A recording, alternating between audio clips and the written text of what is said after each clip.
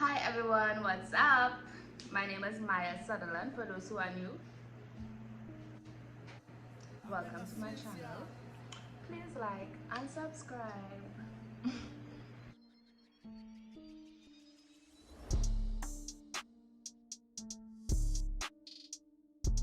Today we're going to be doing 5 do's and 5 don'ts in starting or having an online business. With that being said, most people tend to speak about their success instead of their failures. So I'll be speaking about the struggles and the learning process necessary in order for the running of your business. Okay, so with that being said, let's get into the video. Okay, so I got my book here for me because I got you.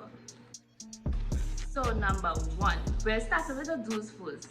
So number 1, keep your hustle on hush mode. You see this? Shh. Hush mode.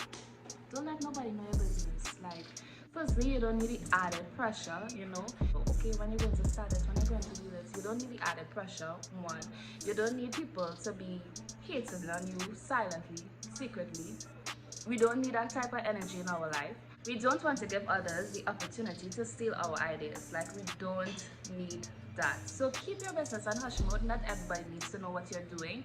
And sometimes working silently is the best remedy. Right? Number 2, be patient.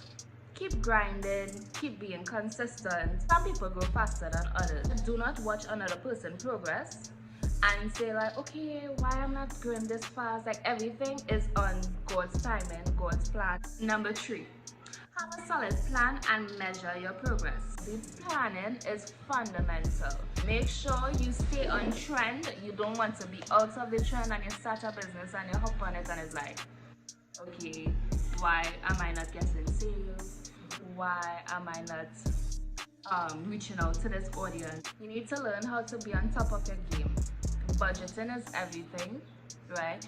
Let me give you a little story. So having a plan, as I said, is necessary. Like, for me, with my business, I have been doing great.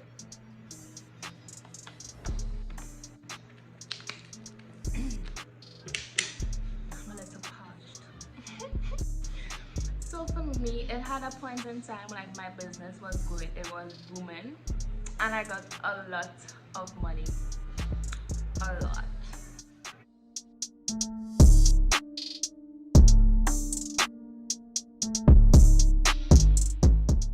Something happened in my life and I was in a bit of a dumb stage. Like, I went through a slight depression. I didn't want to do anything like business-wise. Like, I really didn't want to do anything business-wise. And what happened, instead of reinvesting in my business, I was just spending money. There's where budgeting comes in place, because if I was budgeting my business correctly, if I was allocating, okay, well, funds is going here, I need to put back this. Like, before, I knew exactly what to do. Like, I always know what to do. But because I went through that depression, like, if I had everything on paper, pen to paper, it would have been easier in that stage.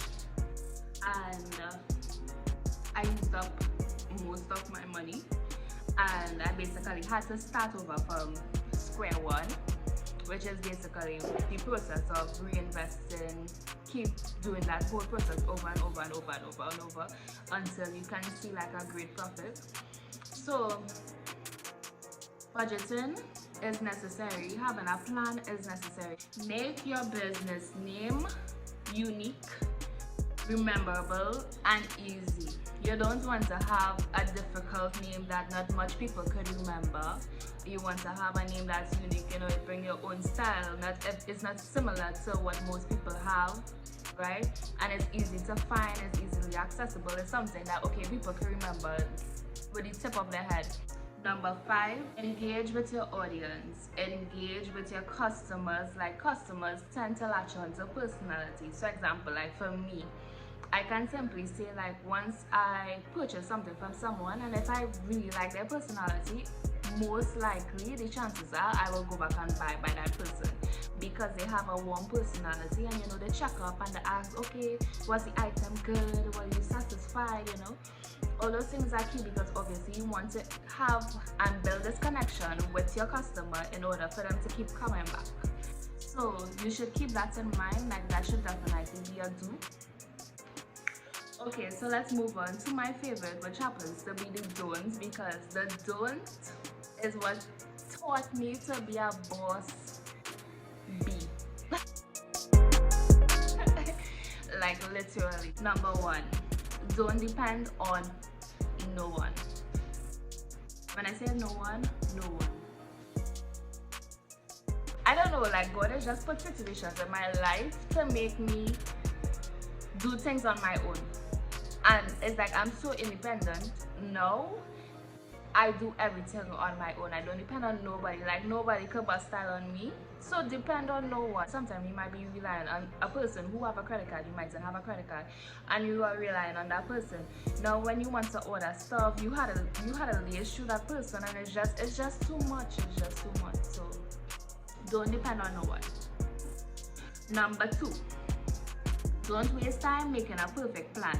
Like no plan is perfect. Like before, any do's, we talk about having a solid plan, because budgeting and having a record is necessary. But don't waste your time on having a perfect plan. There's no such thing as a perfect plan. Like you need to start doing it. You need to put your plan into action, and then you go through the process, and then you realize, well, okay, I went wrong here, let's do this. I went wrong here, let's do that, you know. So therefore, that is the process where you go through your trial and error stages. So don't waste your time making a perfect plan. Like just do it. Like procrastination, we don't do that over here, right? Number three, do not give your vendor list. Your supplier is what makes your business unique. With that being said, obviously you don't want to give someone your supplier and they have the same product as you after you went through all that research and that whole process, and you just give it away so easily. If you choose to sell your vendor list, well, all fine, but do not give away what makes your business unique. That makes your business you. Not giving it away give like longevity in your business, because you don't want someone to come out with the same concept, the same everything, knowing that you work so hard for it. Like no one would ask you for your vendor list just so. Can I get your vendor list? Like who you just buy this from? Like can't you see I'm selling this? So how can you ask me this? What? You know? And I have people like that. Also, do not rely on one supplier. Like make sure you have more than one supplier. Let's say how we are going through this pandemic. If one of your suppliers start lapsing, now you have the other one that you can rely on and depend on. So always have more than one supplier in case of unforeseen circumstances. Number four, don't take your business personal. Sometimes the closest people to you will not support you. I have went through that. I think I have went through like all the don'ts, like literally. I have went through that, and trust me, it's like the worst. Like sometimes you don't even need like financial support, but you just need like emotional support, or they'll pass on it back like good job, or yes you can do this, or yes that is a good idea. Sometimes we are not surrounded with people like that. The people I tend to go to or tend to expect or have like tend to have like this great expectation of support from, I don't get it, but God always seems to place people in my life and give me that support, you know, like people that you don't look for it from. So it's a bit weird, but that is what I went through. A component in not taking a business personal is knowing that the customer is always right. It's the sad truth, but the customer is always right. Like even though they can be dead as wrong, you need to make them feel like they are always right. If someone comes to you and they complain about a product, please give good customer satisfaction. Don't just be nice to your customer when you want to get their money, and when they have an issue, it's like, okay, like whatever. Let's say you have a clothing store and someone buys an item from you, and when they get it, it's not fitting them. Now on your page you probably have no refund available. Give back the people their money, or you can present a next option. Well, okay, I'm sorry that the item is not fitting you. I know that you can see my page have no refund. With that being said, I would like to give you a next alternative. Show them stuff like, do you like this, do you like this? If they don't like anything, give back the people the money now. It's just that simple. Give back the people the money. Anyway,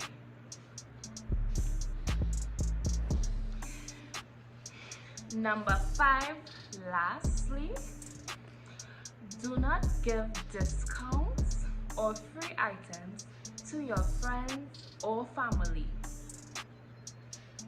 Do you hear what I said, or do I need to repeat? Don't do it. And as I said, like I went through all the don'ts. Don't, once you give somebody an inch, they're gonna take her. So don't give nobody no leeway. Don't do that, right? Feel free to comment down below and let me know what you guys would like to hear me speaking on. Also, don't forget to like and subscribe and follow my social media to stay connected with me.